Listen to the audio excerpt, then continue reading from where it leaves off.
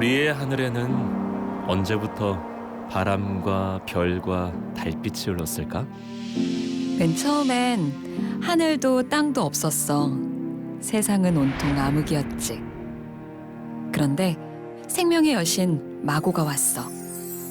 마고는 소리에서 태어난 여신이었지.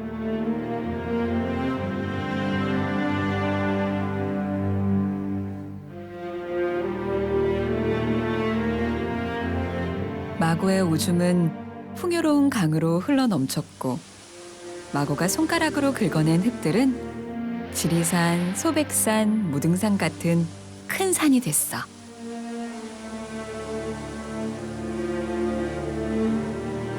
마고 여신이 만든 강은 언제까지 흘렀지? 여신이 만든 강은 한 번도 멈추지 않고 수천 년을 흘러왔어. 그 강의 이름이 바로 영산강이야.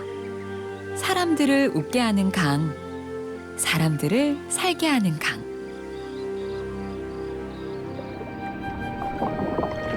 그토록 긴 시간을 쉼없이 흘러왔으니 강은 긴 이야기를 간직하고 있겠군. 마고 여신으로부터 우리에게로 이어진 긴 이야기 말이야. 맞아. 길고 아름다운 이야기. 아직 세상에 드러난 적 없는 큰 이야기를 간직하고 있어. 이 아름다운 영산강은 말이야.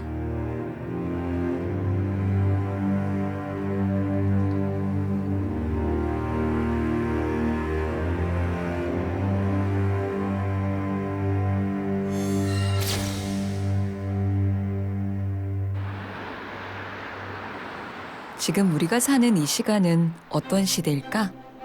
엄청난 변화에 적응하며 살아가는 우리는 어떤 인류일까? 호모 사피엔스 사피엔스? 아니면 그 사피엔스를 넘어선 새로운 신인류? 그렇다면 오늘의 시간 속에만 갇혀 살아가는 우리는 역사책에서 만나는 옛사람들과 어떤 관계가 있을까? 영산강가에서 고개를 잡고 고인돌을 만들기도 했다는 그들의 이야기는 우리의 삶과 어떻게 이어진 것일까? 영산강 유역은 지금도 그렇지만 선사시대와 고대에도 사람이 살기에 아주 좋은 조건을 갖추고 있습니다. 일단 산이 수려하고 그다음에 영산강이라고 하는 천혜에 아주 혜택받은 강을 통한 수자원, 그다음에 교통 등등의 그리고 그와 함께 농경 조건까지 아주 좋은 그런 지역이죠. 게다가 서해와 남해를 끼고 있기 때문에 바다를 통한 어로 활동 그리고 교류 이런 부분에서 아주 혜택받은 지역입니다. 그 결과 선사 시대부터 많은 유적이 확인되었습니다.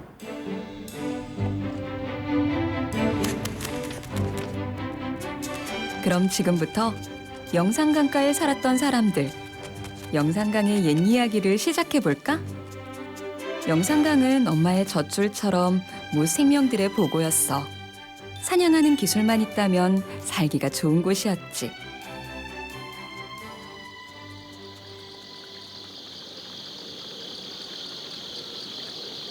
영산강 유역에서 사람이 처음 살기 시작한 것은 구석기 시대. 10만 년 전 혹은 5만 년 전으로 추측을 하지. 놀라운 것은 이 시기에 만들어진 석기들이 수집된 것만 해도 100여 종에 달한다는 사실이야. 영산강변 석기시대 사람들은 아주 섬세하고 정교했나 보네. 그런데 그때도 지금과 강 모양이 같았을까?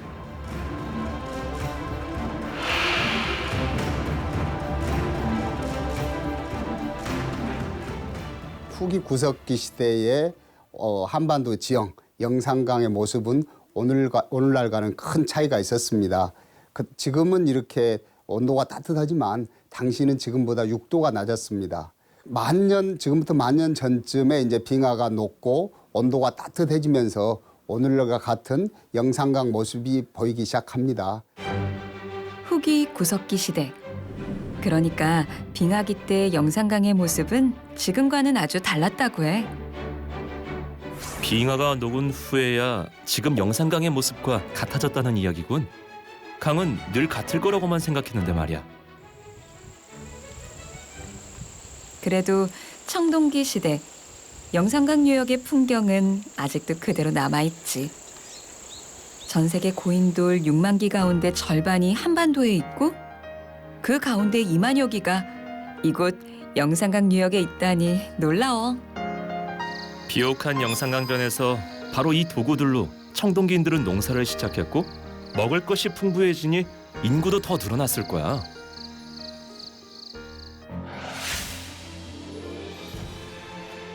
맞아. 한민족 최초의 국가가 탄생한 것도 이 무렵이야. 청동기 시대 후반, 고조선이 세워졌다고 역사는 기록하고 있어.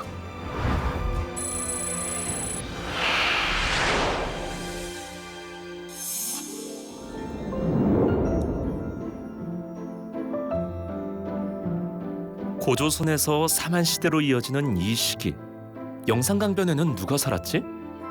이 그릇들, 이 도구들은 누가 만든 거야? 한민족이 세운 최초의 나라, 고조선이 들어서고 나서 많은 소국들이 만주와 한반도에 들어섰어. 사만, 부여, 옥저, 예, 맥 등이 모두 그 시기에 세워진 나라들이지. 그때 영산강 유역에 자리한 나라가 바로 마한이야. 그럼 마한은 고조선을 잇는 나라야? 고조선 유민들은 해안을 통해 이 지역으로 이동을 했어.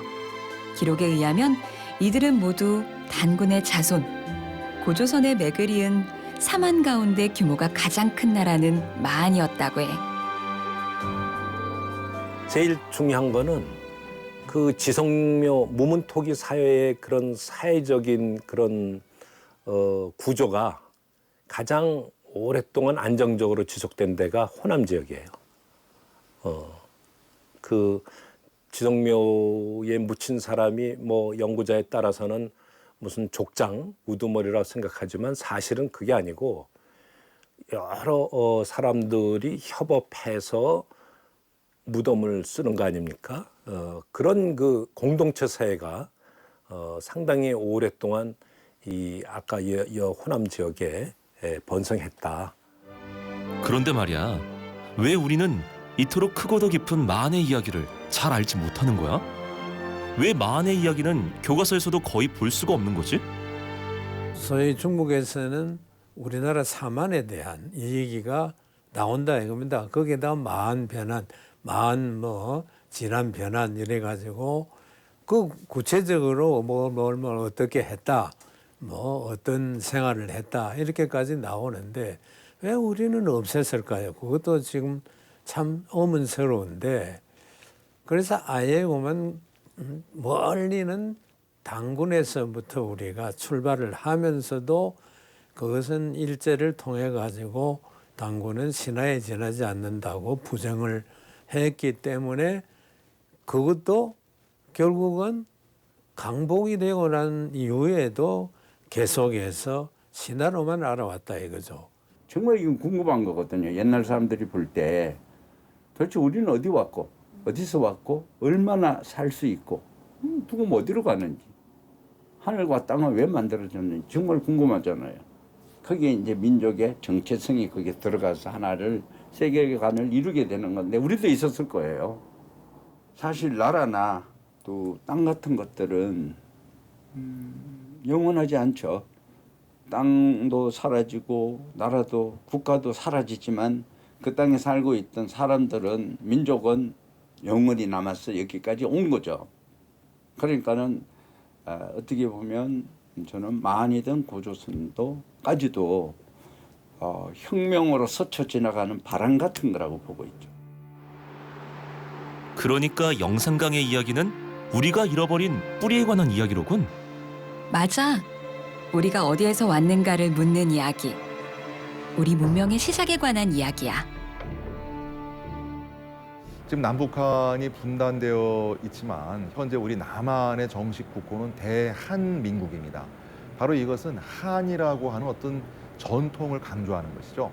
고대 한이라고 할 때는 대개 한반도의 중부 이남, 지금의 경기, 충청, 전라, 경상, 그리고 강원도 일부 지역까지를 포괄하는 지역에 대한 명칭이고 종족에 대한 명칭이기도 합니다.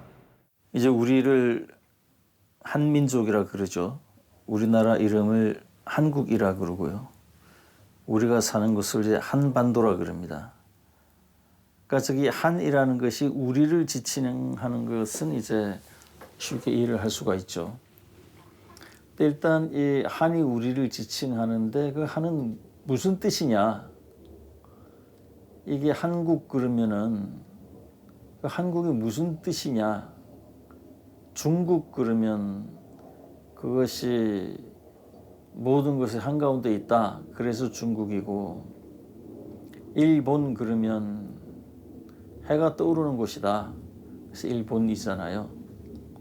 그리고 한국 그러는데 그 뜻은 뭔지를 모르는 거죠. 그거는 굉장히 사실 부끄러운 일이죠. 왜냐하면 우리가 한국인 그러면서도 왜 한국인인지를 모르고 있다는 것. 그것도 전 국민이 모르고 있다는 것.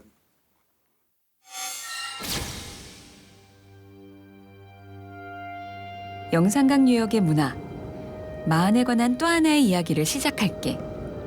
마흔이 다시 세상 밖으로 나온 건 1917년 겨울 아침이었어.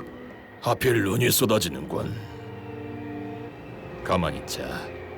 대체 어느 고분부터 손을 대야 한단 말인가. 무덤 모양으로 봐서는 이걸 먼저 봐야 할 것 같군.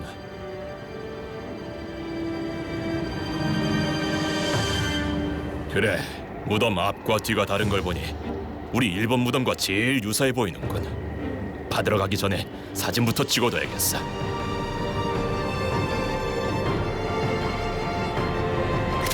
어쩌면 이건 우리 조상의 무덤일지 몰라. 조선이 고대 일본 땅이었다는 증거를 보게 될지 모른다고. 동경제국대학교 사학과를 졸업한 야스이 세이치와 측량기사 오가와 게이키치, 화가 오바 스네기치. 그들은 왜 이 엄동설안에 마흔의 무덤을 조사하려 했을까? 총독부 소속 고적조사 사업 조사원들이 왜 나주까지 온 것일까? 반남면 고분군을 고적조사 사업을 실제로 기획하고 실천한 사람은 야스이 세이스였습니다. 1909년부터 야스이 세이스가 고대 일본과 한국의 어떤 관계를 설명할 수 있는 자료를 찾으려고 애를 많이 썼습니다. 신공항후 사만정벌설 혹은 임나 일본부설과 관련된 자료를 찾기 위해서 김해, 함안, 경주 등등을 다 조사했습니다마는 실패했어요. 낙담을 합니다.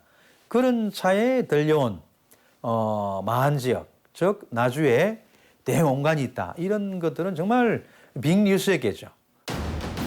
1917년 야스이 세이치가 발굴한 반남 고분의 모습은 지금도 국립중앙박물관의 건판으로 보관되어 있어. 놀랍군. 왜 조선 사람조차도 관심을 갖지 않았던 마흔의 옛 무덤을 파헤친 거지? 고대에서 일본과 한국의 어떤 관계를 찾으려고 애를 쓰던 일본인 연구자들의 눈에 옹간이라는 것들은 정말 각별한 존재라 다가옵니다. 왜냐? 일본 구조에 성인을 매장할 수 있는 옹간의 문화가 있거든요. 그래서 이 옹간을 쓴다는 것들은 마치 고대 일본과 조선의 관계를 설명해 줄 수 있는 아주 중요한 근거가 될 수 있다고 확신을 했던 것 같아요.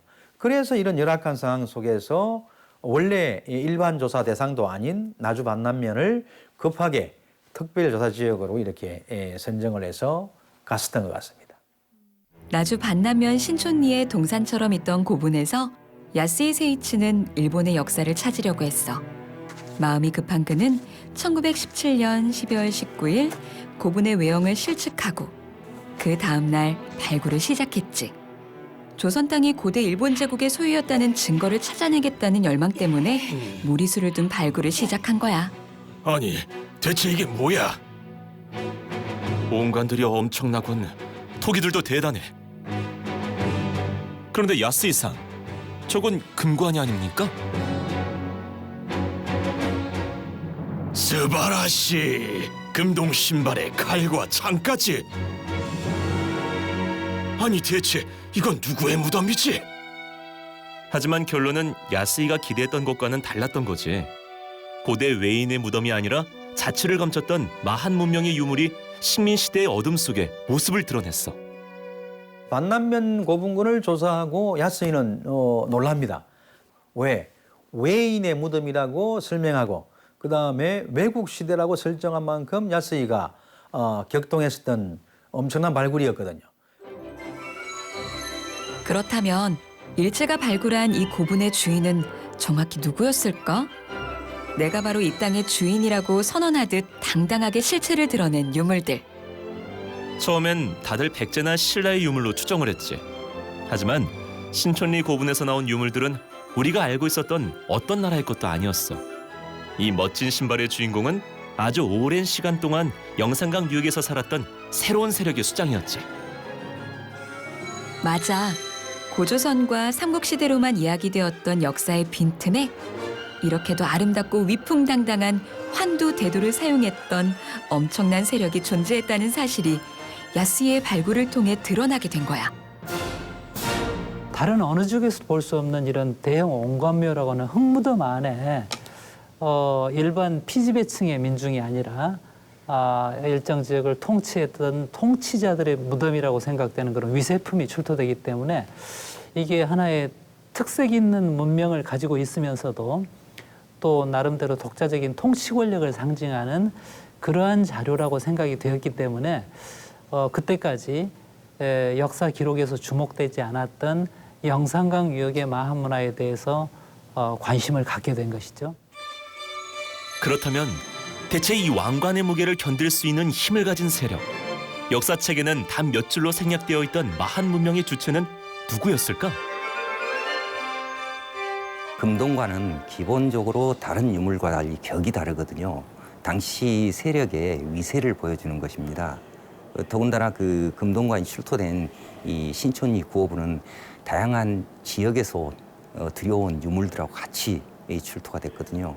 또 하나는 금동관과 함께 금동 신발이라든가 또 우리가 이제 흔히 보검이라고 할 수 있는 화려하게 금이나 은으로 장식된 그런 칼들도 같이 출토됐어요.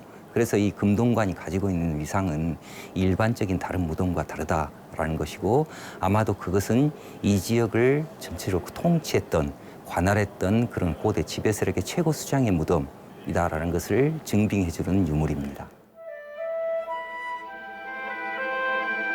금동관의 출현으로 우리 역사에 지워진 공백기가 있었다는 사실이 드러나게 되면서 학계에서도 논란이 커지기 시작했어. 영산강 유역은 백제가 아닌 다른 문명이 존재했다는 사실. 고조선의 문명을 잇고 백제의 영향권 아래서도 엄존한 세력이 존재했다는 사실은 그동안의 역사를 뒤집는 놀라운 사건이었으니까. 문서 기록이 없어 다가서지 못했던 마한 문명을 유물이 보여주고 나선 셈이로군.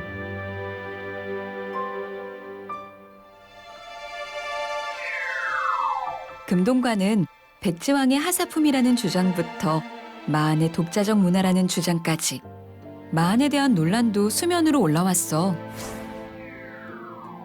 분분한 논란 끝에 1997년 금동관은 국보 295호로 지정을 받지.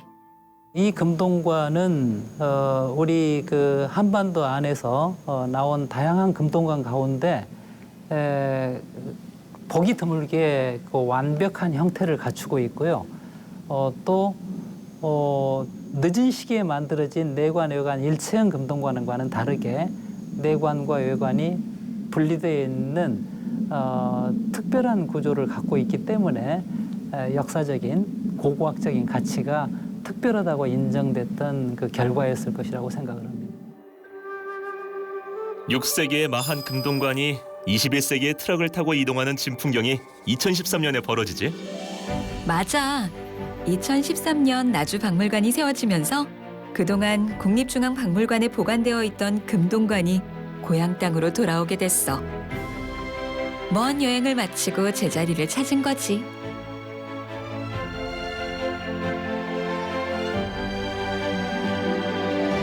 영산강 유역에 오랫동안 마한 문화가 강인하게 정체성을 가지고 유지되어 있었습니다. 우리가 만약 그런 마한의 실체를 인정하지 않고 백제 중심으로 본다면은 영산강 유역에 있었던 고유한 독특한 그 오랫동안 정체성을 유지할 수 있는 마한 사회가 보이지를 않습니다. 그래서 백제 입장도 소중하고 중요하지만은 영산강의 독자적인 문화 전통과 마한 중심의 그러한 관점에서도 우리가 지역사를 연구하고 또 정리할 필요가 있지 않겠는가 이런 생각이 되어집니다. 금동관은 마한의 영토로 돌아왔는데 그럼 마한의 역사는 어떻게 되는 거지? 금동관이 기환했으니 역사도 기환을 해야겠지. 어쩌면 이 금동관은 잃어버린 시간을 찾아가는 나침반일지 모르잖아.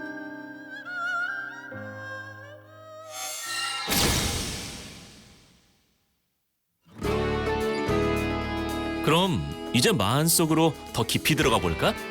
마한 문명의 중심지 이건 나주에서 말이야. 고대로부터 오늘에 이르는 우리 민족의 흥망성쇠가 기록된 한국사의 타임캡슐 같은 곳이지. 나주는 우리의 뿌리를 만날 수 있는 곳이다. 그런 이야기로군. 그런데 이 무덤들은 뭐지? 마한의 역사를 더 깊이 만나볼 수 있는 통로? 아니, 우리의 뿌리로 다가서게 될 역사의 박물관이라고 해두지. 먼저 나주 다시면 보감리에 있는 고분부터 만나볼까? 마을 사람들도 그냥 동산으로 여겼다는 대형 고분이야. 그게 구릉인 줄 알았죠. 그저 조금 봉우리 작은 산인 줄 알았기 때문에. 그래서 그 지역을 칠조산이라고, 그러니까 고분을 인공적으로 만든 게 7개가 있었다. 그런데 농지 정리한이라고 옛날에 3개는 없어져 버리고 현재 4개만 남아 있었던 거예요. 놀라운 광경이야. 과거와 현재가 한 자리에 있어. 그래, 농지 정리를 하면서도 사람들은 고분을 남겨뒀어. 오래된 선산이라고 생각한 거야. 틀린 말은 아니네. 오래된, 아주 오래된 선산. 처음에는 그저 하나의 무덤에 뭐 지나지 않을 것이다. 그런 있으면은 뭐 큰 원관이라도 있지 않을까 그렇게 생각했는데 하다 보니까 복잡하게 짝이 없어지더라 이거죠.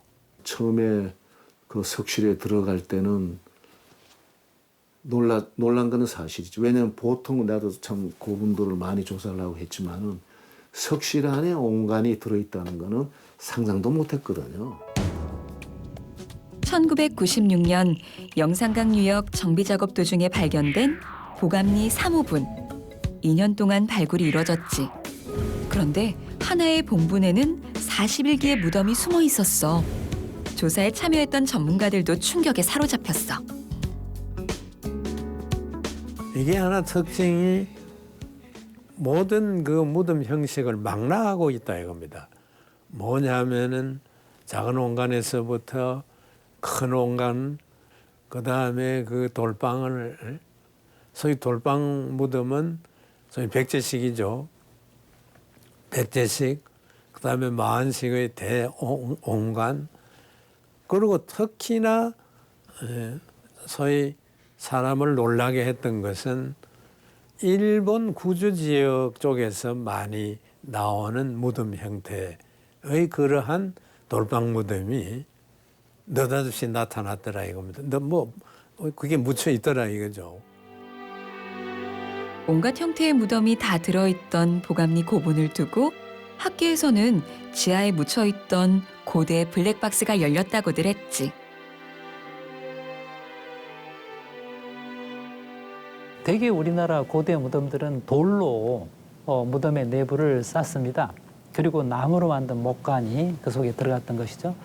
그런데 독특하게 이 영산강 유역의 마한 단계 문화의 그 문화를 남긴 사람들은 토기 항아리를 커다란 토기 항아리를 구워서 그 무덤을 만들었고 그 무덤 안에 하나의 그 주인공만 들어간 게 아니고 그 가족 또 친족이라고 생각되는 여러 사람들의 무덤이 들어가는 독특한 가족 친족 공동체 무덤을 만들었습니다. 한꺼번에 이거 돌아가시진 않았을 거란 말이죠. 그러면 추가장으로도 할 수 있는 거란 말이죠. 예를 들면 그러니까 4개 중에 어느 분이 제일 어른인지 이것도 뭐 있을 수도 있는 건데 그거를 이제 어떻게 찾느냐 이것도 하나의 숙제죠. 근데 하여튼 어쨌든 동시에 들어가지는 않았을 거라고. 저는 그러니까 적어도 한 뭐 30년 단위로 본다 그래도 120년 아니야. 자그마치 4세기에 걸쳐 추가장을 내온 무덤이라 놀랍군. 길이 40m, 높이 6m에 달하는 보감리 대형 고분을 사람들은 아파트형 고분이라고 불렀어. 무덤들의 박물관이라는 별칭까지 붙었지. 3세기에서 4세기라는 시간 동안 이 지역에 존재했던 세력이 더 분명히 느껴지는군.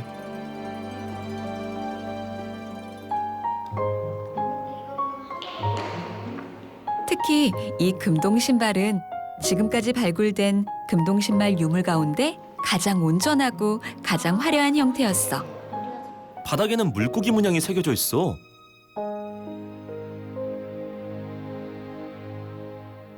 이 사람들의 부장 유물을 통해서 봤을 때 지금의 일본 열도인 외, 가야, 신라, 백제, 심지어 중국의 흔적도 보이는 그런 유물들이 대거 이 지역에 집약되고 있다는 것입니다. 이건 백제나 신라나 가야에서는 보기 힘든 사안이거든요. 그렇기 때문에 아마 이 지역에 독특한 고유의 문화를 꾸리고 있던 세력이 있었다라는 점은 뭐 다 같이 공통적으로 생각하는 부분입니다. 보감리 3호분에서 500m 거리에 정촌 고분이 있어. 정촌 고분은 평지가 아니라 산비탈에 자리하고 있군. 산비탈을 깎아 만든 국내 유일의 고분. 정촌 고분의 축조 시기는 5세기 말에서 6세기 초로 추정되지. 그때는 흔히 백제 시대로 분류됐던 시기인 거고. 맞아. 하지만 정촌 고분에서는 백제뿐 아니라 가야나 신라와 교류했던 흔적들이 나왔어. 국보급 금동 신발은 특히 주목을 받았지. 금동 신발은 첫째 남아 있는 상태가 아주 양호해서 주목을 받았고요. 또 두 번째로는 금동 신발에 표현되어 있는 문양이라든지 기법이 상당히 정교하고 우수했습니다. 나주 정촌고분 1호 돌방무덤에서 출토된 금동 신발은 과감한 용머리 장식의 섬세한 디자인, 백제 것이었어. 백제인이 만든 신발이 마한인의 무덤에서 나왔다? 이 사실을 어떻게 해석해야 하지? 마한의 수장에게 바친 백제의 선물? 아, 그럼 마한과 백제가 공존하던 시기가 있었다는 증거라고 할 수도 있겠네? 맞아. 이 금동 신발은 마한이 우리의 상상보다 더 오래 유지됐다는 증거인 셈이지.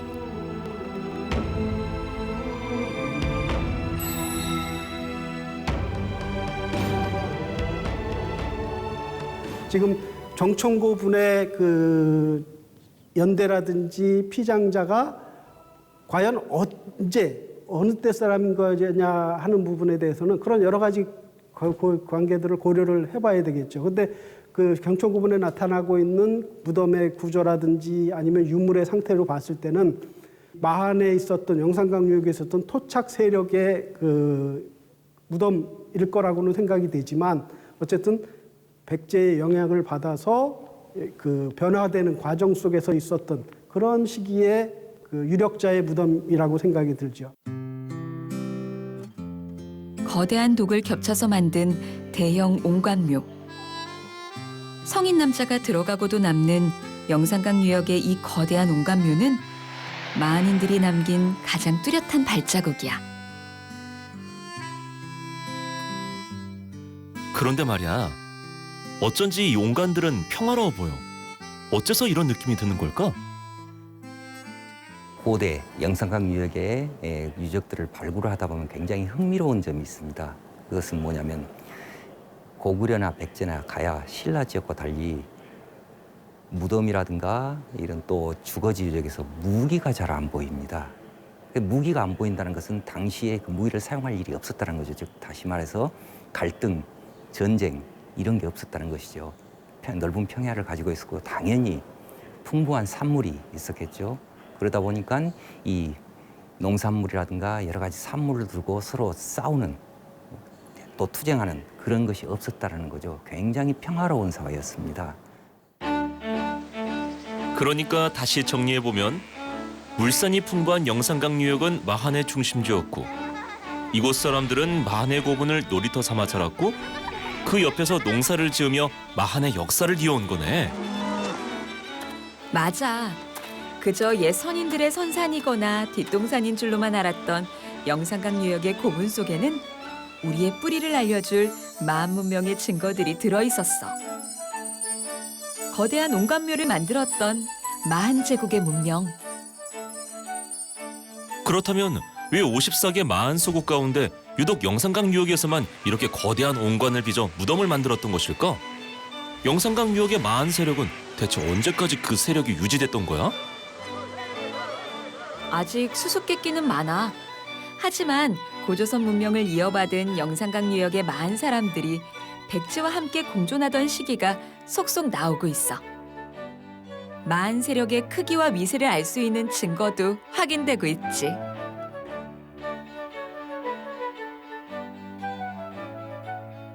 이러한 대형 온관을 생산한 전문 생산 집단이 또 확인이 되고 있습니다. 나주 오량동 요지라는 온관을 생산한 가마토 유적인데요. 이곳에서는 현재까지 77개의 가마가 확인될 정도로 다량의 온관을 생산했음을 알 수 있고요. 이제 우리가 일반적으로 영산강 유역의 마한 사회, 마한 소국들이 4세기 중엽 백제 근초와 의해서 정복, 복속되면서 마한 사회가 소멸된다고 이야기를 하는데요. 그런데 문제는 영산강 유역의 특징이라 할 수 있는 온강 고분이 무려 6세기 전엽까지 그대로 유지가 됩니다. 그리고 백제 계통의 무덤과는 틀리게 지상 우에 봉분을 만든 그리고 지상 공간에다가 무덤방을 둔 소위 말하는 영산강식 석실도 6세기 전엽까지 유지되고 있습니다. 이 고분들이 아니었다면, 이 고분 속에 간직된 유물이 아니었다면 마한의 역사를, 우리의 뿌리를 만날 수 없었겠어. 맞아. 고분이 우리에게 자신의 이야기를 들려주기 시작했으니 우리도 우리의 답을 찾아가야겠지? 스스로 우리의 땅속에 묻혀 있는 역사를 지우는 민족이 되지 말라 이거죠. 이것은 심각한 문제입니다. 지금 마한을 얘기하고 사만을 얘기하고 그렇게 하는 것은 그만큼 우리의 역사가 발전해 가고 있다는 그것을 증명하는 거라서 상당히 아주 고무적이다는 얘기입니다.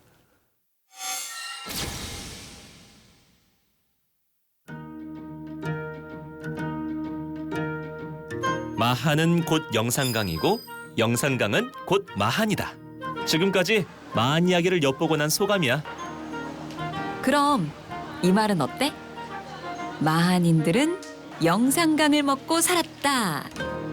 맞아. 영산강은 온갖 생명들을 품은 풍요로운 강이니까. 우리가 영산강을 젖줄 삼아 살아가고 있듯이 마한 사람들도 우리가 즐겨 먹는 이 영산강의 산물들을 즐겨 먹었겠지.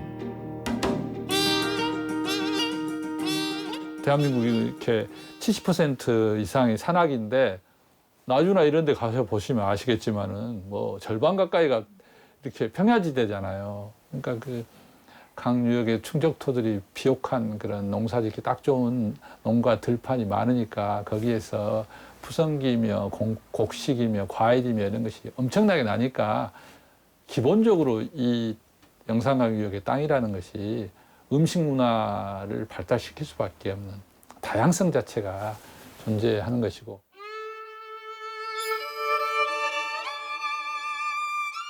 나주에서 30분 거리에 있는 우리나라 최대의 선사시대 유적지 신창동에서는 마한 사람들의 벼농사 기술을 짐작케 하는 다양한 농사 유물들이 대거 출토됐어.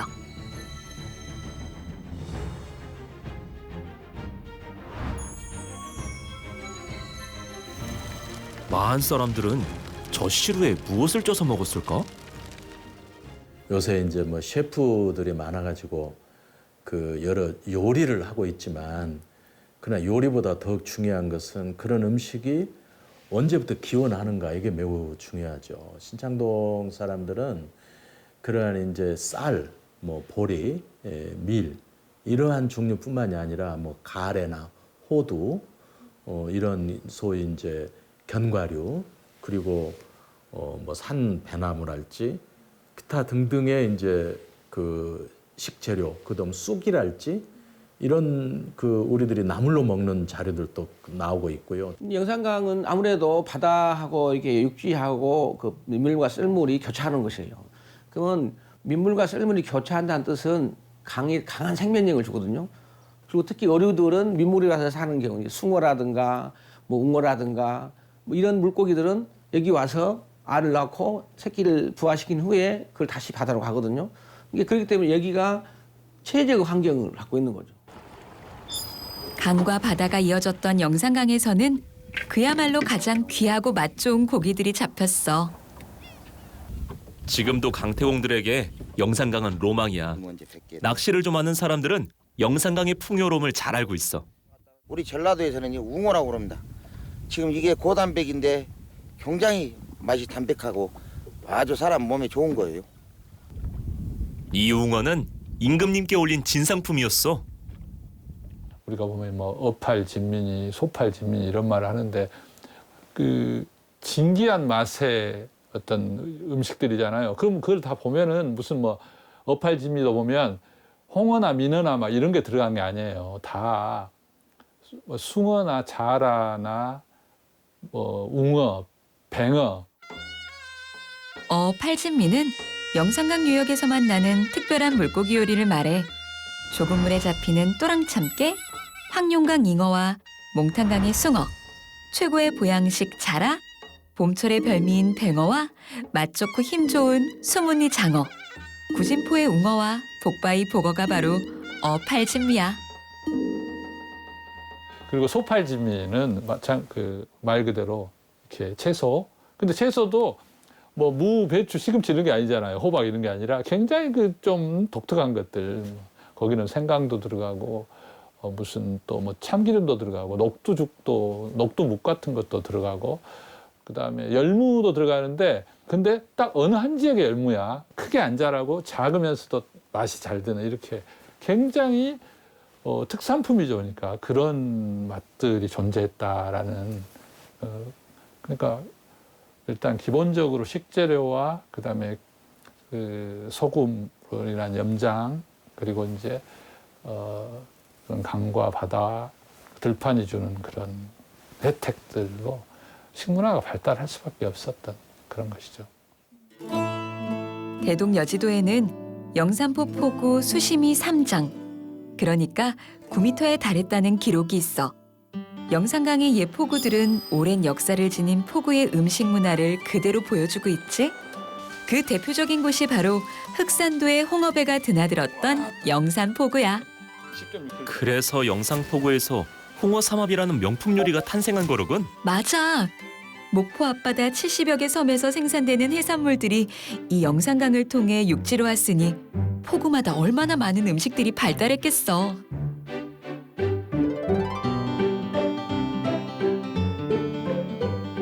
그제는 다 이거 뻘이었어요. 뻘이었을 때는 뭐가 있었냐면은 참게, 그다음에 장어, 그다음에 조개 이런 것들이 지천에 깔려있어요. 이게 와서 어느 때 와서 잡아서 이렇게 먹을 수 있는 그런 게 있었고 특히 요 밑으로 내려가면 구진포 쪽에 가면 장어가 이제 많이 잡았습니다. 특히 봄철에 장어, 실장어.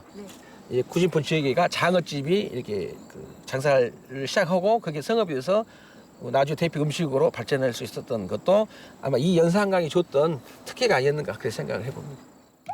옛 구진포구는 바닷물과 민물이 만나는 곳이었다지? 바닷물과 민물이 교차하는 지형적 특성 때문에 민물장어가 많이 잡혔다고 해. 포구는 사라졌어도 장어집들은 여전히 명맥을 잇고 있어. 포구는 사라졌어도 포구의 요리법은 그대로니까. 느끼하지 않게 양념을 해 구워내는 구진포 장어 요리는 지금까지 명성이 자자하지. 마한 그런 거 엄청 멀게 느껴지는데 또 삼국시대 그러면 왠지 가까운 것처럼 들리잖아요. 근데 마한하고 삼국 일대의 이 전라도 영산강 일대의 그런 자연 환경을 한번 이렇게 상상해 보면은 그때가 어땠을 거라는 생각을 좀 하거든요. 저 같은 경우는. 전라도 음식은 자연이 준 혜택과 사람의 끊임없는 어떤 궁리, 연구, 정성 같은 것이 합해져서 지금 전라도 음식 문화를 이루고 있다라고 할 수 있어요. 그렇다면 마한에서 오늘까지 우리의 음식 문화의 면면이 흐르는 변함없는 무언가가 있을까? 세월이 흘러도 변하지 않는 어떤 정신 같은 것 말이야. 그건 정 아닐까? 풍요로운 영산강처럼 넉넉하고 따뜻한 정. 음식에 정을 담았던 건 예나 지금이나 변함이 없을 것 같아.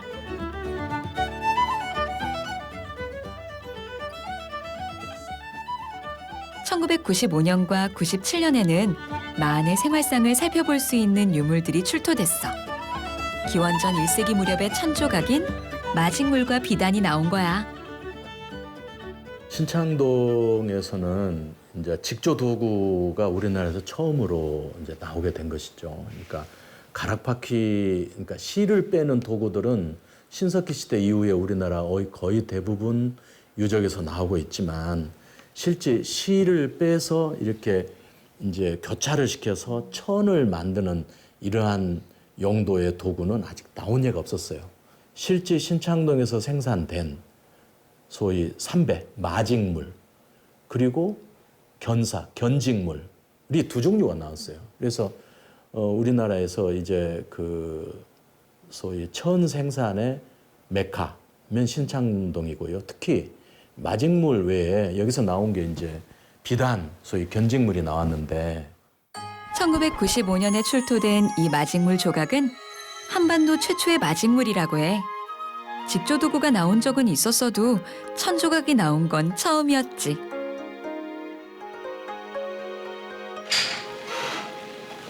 예로부터 나주는 직물의 고장으로 그 역사가 깊었잖아. 맞아. 나주에서 생산되는 고운 무명배를 색골나이라 불렀어. 전국을 통틀어 가장 고운 무명배로 명성이 자자했지. 천을 직조하는 기술뿐 아니라 천에 물을 들이는 염색술도 이 지역이 최고였다고 하더라고. 자연에서 얻은 염료로 하는 천연염색. 지금도 나주에는 천연염색의 전통이 고스란히 남아있어.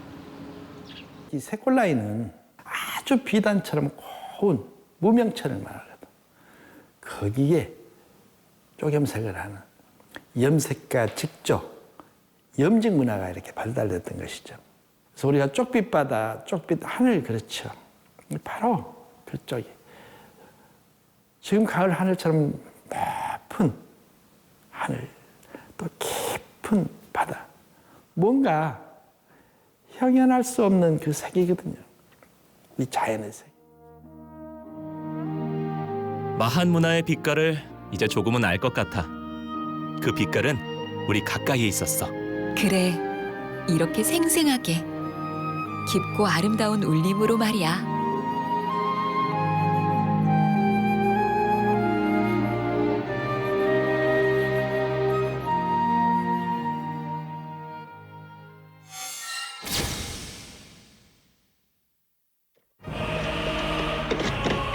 칭기스칸의 몽골인들은 진취적인 사람들의 대명사지.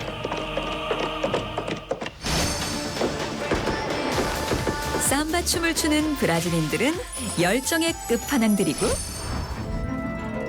그럼 마한 사람들은 어떤 기질을 지닌 사람들이었을까? 온순한 사람들? 다혈질? 마한 사람의 기질을 알 수 있는 몇 가지 단서들이 있어. 그게 뭐야? 세계적인 베스트셀러이자 퓰리처상 수상작인 총균세에는 오늘날 일본인의 선조인 야유인들의 조상은 한국인이라는 주장이 실려 있어. 한반도에서 지리적으로 가장 가까운 일본 후쿠오카시 슈칸 고등학교 내의 니시진 마치 유적지입니다. 그 내용은 DNA 분석 실험 결과에 따른 것이었고 관련 유적지도 발견이 됐지. 주거지가 발굴됐습니다. 마한은 사회적으로 농경사회면서 그리고 해양 활동이 활발했습니다. 따라서 무역이 활발했고요. 그리고 문화가 개방적 성격을 띄었습니다. 그래서 우리 역사 속에서는 적어도 중국의 중부 이남 지역 그리고 일본 열도와 교류를 할 때 마한 지역은 그 주체적인 역할을 담당을 했습니다. 그리고 이런 지역에 살다 보니까 그들은 당연히 국제성과 개방성을 가지고 있고 모험 정신을 갖추면서 역사를 이루어왔던 것이죠. 영산강은 바다로 이어졌고 마한 사람들은 바다를 통해 일본과 중국까지 교류를 했다? 맞아. 그런데 생각해봐. 당시에 바다를 건너기 위해 무엇이 필요했겠는가를. 조선술, 항해술은 물론 교류를 터나갈 열린 마인드가 무엇보다 필요했겠지. 그러니까 마한 사람들은 진취적이었고 개방적이었다는 것이로군. 맞아. 마한 문화는 우리나라 역사에서 볼 때 가장 다양한 문화가 모인 직결지역 성격을 띄우고 있습니다. 한반도 북부부터 내려오는 고조선계의 문화, 그리고 중국의 산동반도라든가 강서성부터 오는 문화, 그리고 심지어는 중국의 강남지방 이하의 문화도 올라오고요. 예를 들게 되면 동남아시아라든가 일본 열도에서도 문화가 올라옵니다. 이런 문화적 다양성을 갖췄다는 것은 상대적으로 그들의 사고가 개방적이고 국제적인 성격을 띄었다는 것을 의미합니다. 때문에 마한문화의 재조명이라는 것은 앞으로 추후에 한국이 국제성이라든가 개방성이라든가 또는 해양의 중요성을 인식하는데 큰 지표가 되리라고 봅니다. 진취적이고 개방적이었던 마흔 사람들은 대단한 흥부자들이었어. 농사를 지으면서도 짬짬이 노래를 하고 술을 즐겼다? 맞아. 한류의 DNA가 마흔 사람들의 흥겨운 기질에서 보여. 씨를 뿌리고 나서 5월에 축제를 벌리고 날마다 술을 마시고 춤을 췄는데 그 춤은 어떤 형태로 췄다든가 이러한 우리 문화 원형의 대단히 흥미로운 부분들이 삼한에 대해서 서술한 삼국지 위지 동의전의 한전이라는 형태로 남아있는데 그 문화는 우리가 접할 수 있는 우리 민족 문화의 가장 이른 시기의 모습입니다. 이 모습이 가지고 있는 민속학적인 인류학적인 가치를 사장시키는 것은 우리가 우리 자신의 문화의 뿌리를 제대로 이해하는 그 중요한 루트 하나를 버리는 것이라고 생각을 합니다. 아직도 볼 수 있는 소떼도 마흔 사람들의 문화였어. 마흔 사람들은 천군이 다스리는 소도 앞에 소떼를 세웠지. 소도 안으로 들어가면 죄인도 잡아가지 못했어. 약자에게도 기회를 줬던 거야. 마한의 소떼는 풍요를 비는 상징이자 소도를 정해두고 사회적 약자를 배려했던 마한인들의 넉넉한 마음이었군. 삼한시대에 소도라고 하는 데서 솟아있는데 이라는 의미에서 소떼라는 그 명칭이 나오게 되는 것이고요. 실제 마을에서는 오리떼, 진떼, 짐떼 뭐 이렇게 주로 많이 불려지게 되죠. 그래서 이 오리라고 하는 이 새는 마한 시대 사람들에게 있어서 비를 몰고 오는 길조로서 여겨졌을 것이고요. 그런 의미 속에서 마한 사람들은 아마 이때부터 소떼라고 하는 그런 신앙들을 마을 입구 또는 그 소도라고 하는 곳에 세워놓고 하늘에 기원을 했던 것으로 보여지죠. 2017년 9월에는 나주 영동리 고분에서 출토된 뼈로 1500년 전 마한인의 얼굴을 복원하는 작업이 이뤄졌어. 어떤 음식을 섭취를 했고 또 어떤 건강 상태에서 때로는 또 어떤 질환을 앓았었고 하는 것들도 우리가 알 수가 있거든요. 즉 이제 분자 생물학적인 방법을 동원해서 분석을 하게 되면은 놀랍다. 1500년 전의 얼굴을 되살려내다니.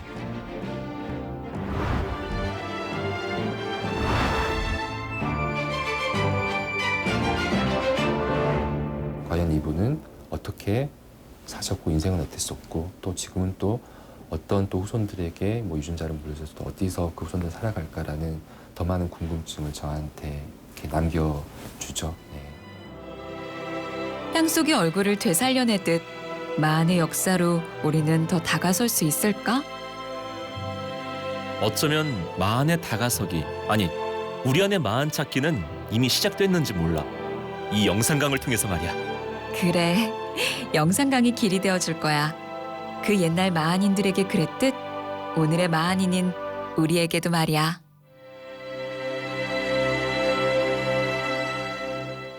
Trails